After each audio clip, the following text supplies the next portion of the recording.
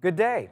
My name's Gordon Shields. I'm the Commercial Marketing Manager for ultra-low temperature freezers for Thermo Scientific. And today we're going to talk about care and feeding of ultra-low temperature freezers. Specifically, we'll talk about what is a ULT, or ultra-low temperature freezer, and what's its purpose, how does it work, what are some key features, what are the care and feeding that you need to maintain an ultra-low temperature freezer, and we'll share some best practices as well. Okay, let's start out and talk about what is a ULT, or ultra-low temperature freezer, and what's its purpose. Ultra-low temperature freezers are designed for protecting biological samples. Typically, we want to make sure that we're minimizing or preventing degradation of those samples over time. The range of temperatures typically operate between -50 and -86 degrees C, and we optimize them to run between -70 and -80 C. That's a typical temperature that most samples are stored at for this type of application. We offer the units in either 115 volt or 208, depending upon your electrical supply, single phase, so this is a common electrical supply, and we offer them in both uprights and chest freezers, with the majority of them being uprights, like this one here, because of the smaller footprint that it takes in a lab. We did a survey a number of years ago asking our customers just what is the value of the products that you're storing in an ultra-low temperature freezer. That the average value is actually over $750,000. And in many cases, what our customers tell us is those samples are priceless. And the reason is because we're collecting samples from people that may not be available again. We're getting samples from various parts of the world, so replacing them is nearly impossible. It shows how important the role of an ultra-low temperature freezer is. Let's talk about how an ultra-low temperature freezer works. First of all, this is not like your home refrigerator. It's a very sophisticated refrigeration device. Units typically use two high-powered compressors in what's called a cascade refrigeration system. The interface between the two compressor systems is called the heat exchanger. When you first plug the unit in, we're cooling that heat exchanger down to -40 degrees C. Once we get to -40 degrees C, the second stage kicks in, and it starts to actually circulate refrigerant around the unit, pulling heat out. So this is what's referred to as a cold wall unit. The circulating refrigerant is what pulls the heat out, actually through the walls of the unit itself. As that refrigerant goes back down through the heat exchanger, it is then exited out the back of the unit. That's the heat that you feel coming out of the unit. There have been some significant changes in the last 5 to 8 years in ultra-low temperature freezer technology. The most important is the introduction of hydrocarbon refrigerants. Hydrocarbon refrigerants create zero greenhouse gases. The greenhouse gases are what damages the ozone layer and the environment. In addition, we use way less energy than we used to use in the past. Older units used as much as 30 kilowatt hour per day, where today our unit is down under 10 kilowatt hour per day. In addition, the units reject less heat out into the room. That means less power is needed to remove that heat from the room. Another new technology that's been introduced recently is what's called a variable speed compressor. Variable speed compressors use less energy and provide improved uniformity throughout the cabinet. While fortunately ULTs require minimal maintenance, there's some very important operational and maintenance tips to keep in mind. When installing an ultra-low temperature freezer, there are a couple of key things to keep in mind. The first thing is install on a level floor. The unit's heavy, we don't want it rolling, we don't want it at any angle as well. In addition, make sure that you've got at least 6 inches between the next unit next to it, 8 inches at the top so it can breathe well, and 6 inches in the back. Also, don't stack things on top of the unit. You want to make sure the unit can breathe and have air around it. From an electrical standpoint, make sure your units are plugged into a dedicated circuit. What that means is it's not sharing with any other pieces of equipment. Make sure there's the appropriate line voltage and capacity. If you have any questions, refer to our technical data sheet. The supply voltage has to be within plus or minus 10% of the rated voltage for the unit to work properly. Room temperature is very important when installing an ultra-low temperature freezer. The specified temperature range is 15 degrees C to 32 degrees C, or 60 degree Fahrenheit to 90 degree Fahrenheit. Let's talk a little bit about daily use of the unit. It's really important with an ultra-low temperature freezer that we minimize the number of door openings and the length of door openings. Remember that we've got about a 100-degree differential between the interior of the unit and the exterior of the room. When I open the door, that cold air will fall out, and it's now being replaced by warm, moist air. That warm, moist air has to be cooled back down again. So the longer I have the door opening, the more air transfer that's going to take place. So we want to minimize that time. When retrieving samples, it's very important to only open one inner door at a time to minimize that air transfer. Make sure you've thought about what sample you're going to retrieve, do it quickly, and go through the sequence of closing that inner door and then close the outer door as quickly as possible. When we're loading samples into the unit, particularly if they're warm, if at all possible, we want to pre-cool them. And we also want to minimize the number of warm samples that are being placed in the unit at a time. At the most, you want to only do one shelf, load that shelf, let the temperature get back down to set point, and then load the next shelf. It's important to understand this is not a blast freezer. It's not designed for taking a large amount of samples quickly down to temperature. It's designed for maintaining sample temperature.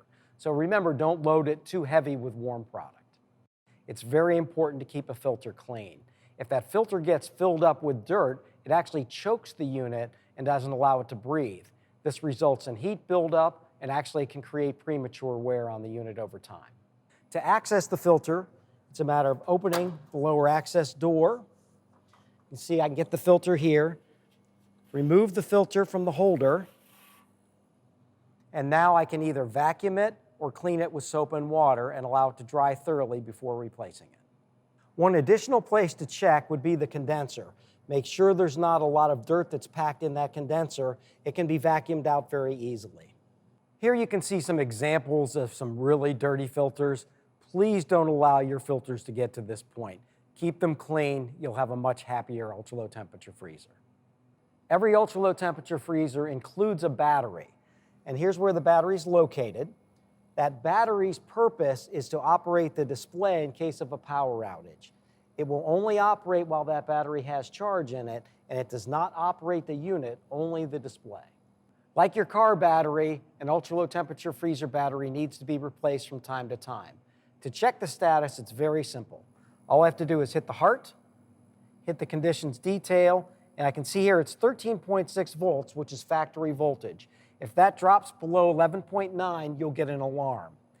Once per year, you'll actually get a notice to check the battery, and if it's okay, all you do is hit the reset button. A very important part of the maintenance of an ultra-low temperature freezer is to check the integrity of the seals and to make sure there's no ice that's built up around the perimeter. So the first thing I want to do is check this door seal. I'm going to check the integrity of the seal. I'm going to check for any ice that's built up on the seal itself and remove that ice with a scraper, making sure that I don't damage that seal in any way. I also want to check the perimeter of the unit to make sure we don't have any ice that's built up. A little bit here, I'm just going to remove that because anything that's going to impact the sealing of that unit is going to allow air to leak in. Same thing around the perimeter of these doors. I want to just remove any ice that's around those inner doors to be able to make sure we get a good seal. It's important to remember that this is a manual defrost freezer. What that means is periodically it has to have the ice removed entirely because over time ice can actually build up on the inner walls. So as an example, if we open the door, you'll see some frost starting to build up on the inside of this unit. If that builds up thick enough and becomes hard ice, it actually acts as an insulator. That insulator will slow the performance down, will eliminate or reduce the ability of that unit to remove heat. So what has to happen here is we have to first remove all the samples from the unit to another unit, turn the unit off, allow it to completely warm up. You are going to get some water on the floor, so put down some absorbent pads so you don't have a slip hazard. Let that completely warm up, dry it out, and then pull the unit back down for about 12 hours before you put your samples back in. Pictured here are some good examples of what can happen if ice is allowed to build up on the inside of the unit that'll impact the ability of the door to close properly. It'll allow air to leak in as well. Don't let your unit get to this point. Keeping organized is absolutely critical when it comes to using a ultra-low temperature freezer. We want to minimize the amount of time of door opening. We want to minimize the inefficiencies involved in utilizing the unit as well. So use things like boxes and racks. So here's some examples, for instance, of sliding drawer racks.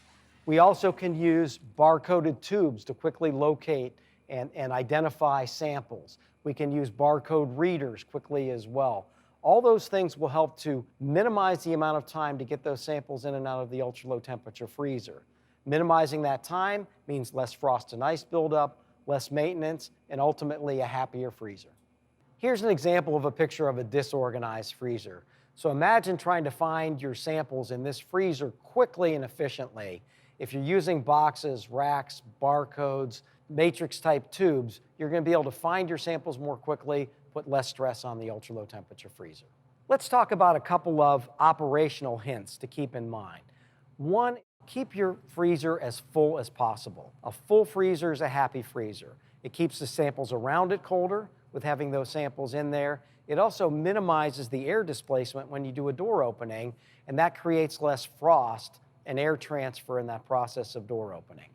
Another hint involves more efficiently using your ultra-low temperature freezer. And one of the ways to do that is to periodically inventory your samples. If you have samples that are no longer required, remove those samples so you open up space.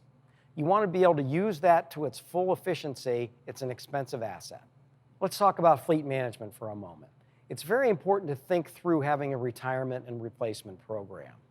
The worst possible situation is to have an emergency and mean that you're going to have put samples at jeopardy and have to replace a unit on a more quick basis. Consider cost of ownership. Older units use more energy. Older units require more repair. Parts become obsolete. If you have a planned replacement program, it will make your life much easier over time. Take full advantage of promotions, trade-in programs, standardization programs. That will help you to manage your fleet more efficiently. It's always important to have a plan to protect your samples. These are mechanical devices, and while all efforts are made to prevent issues, things can happen, sometimes completely out of anyone's control. In order to protect your samples, you should have a disaster plan in place, which would include monitoring systems, backup systems, and extra units to be able to move samples to. Thanks so much for your time today.